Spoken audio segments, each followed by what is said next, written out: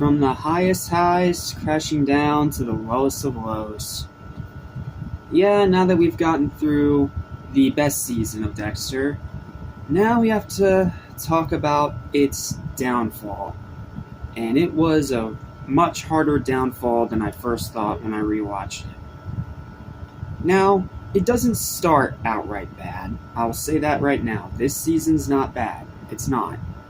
But it's not good either. And considering that I gave mostly pretty high scores to seasons 1 through 4, this is as steep of a drop-off as you can get. And unfortunately, it's only gonna get steeper.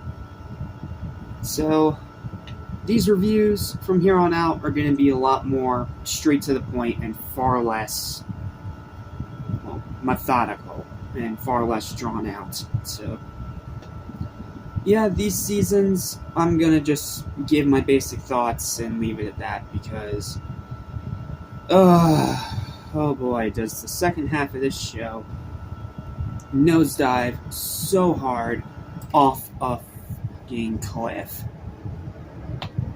But let's start with one of the only seasons of post-season 4 that's not a giant pile of crap. What's up? What's happening? What's going on, everybody? Welcome back to Mr. Station, which is Jeffrey Anthony Academy Mission, including TV and movies, including a serial killer of killers hiding in plain sight. I'm your host, Jackson Small, your local horror nut and Dexter fan, and unfortunately today's not going to be fun because we have to talk about Dexter Season 5. One of the most painfully average, boring things I've ever watched. I literally can't say any more than that. I want to keep these reviews brief because I want to give as least amount of time to these bad seasons of Dexter as humanly possible. So, here's my review, intro done, hope you enjoy. Whereas the previous 4 season reviews I've gone decently in depth with, these next 4 I don't feel obligated to do the same, mostly because this is when the series overall began to nosedive off of a cliff. Now to be fair, season 5 isn't outright bad, it's just really frustrating and a very steep drop after the masterful macabrity of season 4. Dexter Season 5 is a mediocre season with some very huge problems. The acting is still great, and especially Michael C. Hall, who still continues to be great as Dexter. Characters are still enjoyable, even if they make some really stupid decisions.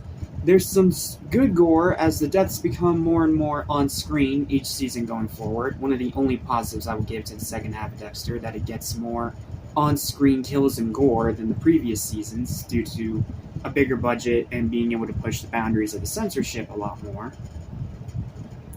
Dexter's arc of grief over Rita's death is really well done. It doesn't last long, but it's very well done, and it fits his character.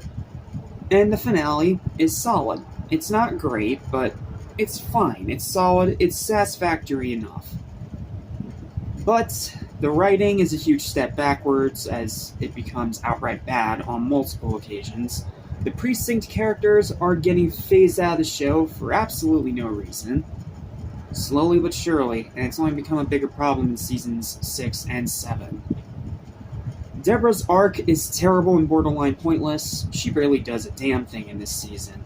Barely a damn thing. The pacing is awful. Like, so much of it is either way too slow or rushes the important shit. It is so freaking frustrating. Rewatchability is middling. I rarely watch season 5. And the build-up to the finale in the last third of the season is a gigantic mess. It's watchable, but unfortunately it's the beginning of the many mistakes that will lead to the original series drowning itself by the end. It's very disappointing is what I'm saying. And after being mostly consistent, I may not have been the biggest fan of Season 3, but I can still call that season really good despite my problems with it. This, I can't even call good. It's just a giant mess, and even if it's not outright bad, I have pretty much no desire to ever rewatch it again. And half the time I forget it even exists. So, it's watchable, it's fine, but it is a far cry from the first 4 seasons of the show. And that is why its final verdict is a dead average, stuck in the middle, extremely frustrating, 5 out of 10. It is average, it is boring, and it is horribly paced.